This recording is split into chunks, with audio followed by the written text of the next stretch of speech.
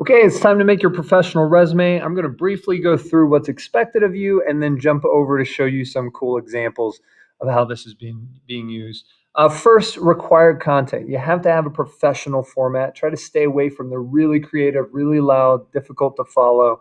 This is a professional resume and should read as such. It should be very clear what the really important information is. Most of the time, somebody who's interviewing you for a job will spend 30 to 60 seconds looking at your resume. They don't have time to figure it out. Just filter through. Is it very clear what's going on here? And can they clearly see the most important stuff? A second, heading. The heading should just be your name and personal information. Most of you are going to use a resume template that you can find online. Just change that information. It's totally fine. You don't have to include valid information if you don't want. If you're nervous about it, you can include, fake address and phone number, but I would include your real email address so that just in case you're super impressive and they want to hire you for something, they actually have a way to contact you. Next is your objective. The objective is totally optional, but the idea here is what do you hope to gain out of this next step in your career? That's what an objective is. Why are you searching for this job?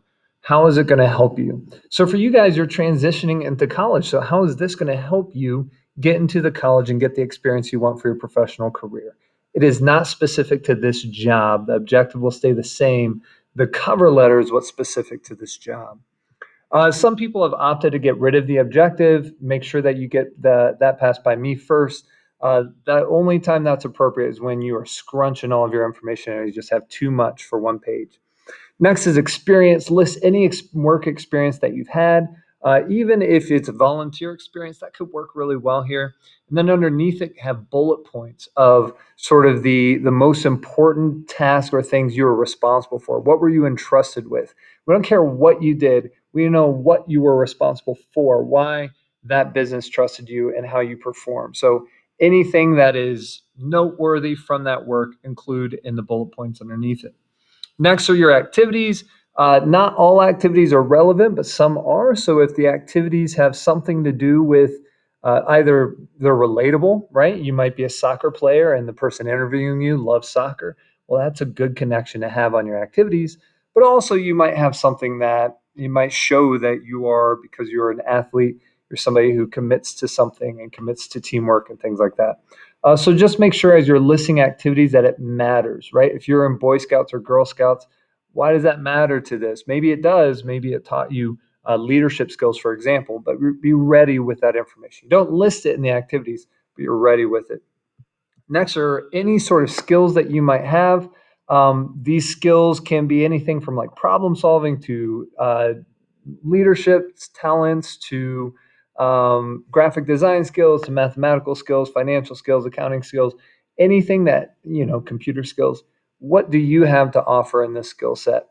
Some people also like to include awards on their resume. Hey, I'm a top performer. I want you to know that. So here are some of the achievements I've gotten. That's not required though for me. Let's take a look at last year's winner of the CEO. This is Madeline Gaba's resume. Notice she has her information there. Then you jump down here to education. She started right off with education. She got rid of objective and got permission to do that because she had too much to offer on the resume. Key thing here, your resume should not go more than one page ever, ever, ever. It's one page for high school. You jump to 2 pages for college, maximum of 3 pages when you're in your professional career, but most of the time you still try to keep it to 2. All right, so anyways, she's got some information there, got some GPA, some advanced classes, CVCA School of Business was important. Honor roll information was thrown in there as the awards. Notice, pretty clear picture of a high achieving student.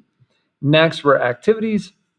And so underneath activities, everything that's relevant, the most relevant on top, the least relevant at the bottom, and went through and here are all the things that she is involved in, starting with, SOBI related things all the way through to her dance.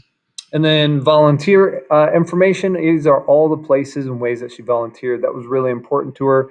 So instead of saying, hey, work experience next, we're going to do volunteer experience and show that I'm somebody who has a servant heart, which makes sense for a Shy Designs or a SOBI supports position that is really about serving others first before anything else. Then work experience was also in there. So she included, hey, these were the responsibilities Notice the responsibilities there, not what they did, but how they contributed to the overall mission of that organization. And then finally, Madeline's skills. Notice in these skills, talking about her passions, communication, leadership, drive, work ethic. And the key here is when Madeline sat down for the interview, she had several items on her resume she could point to that demonstrate why she would be the best person for this job. Jumping over to Mckenna Miller, our previous CEO before that, here's was hers. Again, started with work experience first because it was the most relevant. Notice the order is flipped. She currently worked as, when she was applying, she worked as a clinical specialist, had a really cool job, was responsible for some marketing there. So wanted to make sure she highlighted that. Then went to education, again, included some of that important information, included advanced classes there. Then activities. These activities were relevant activities. She had something to speak about in each of them.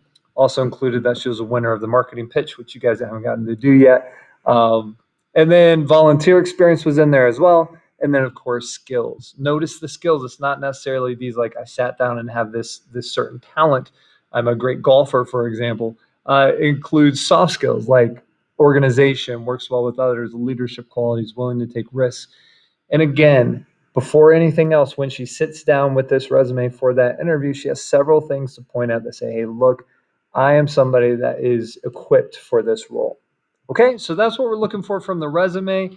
Templates galore out there. I have sort of my outline. There's some examples here. There's some adjustments that can be made. Think what differentiates me, what sets me apart, and then how can my resume tell that story?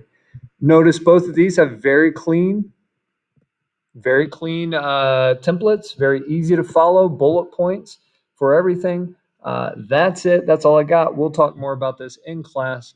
Until then, peace.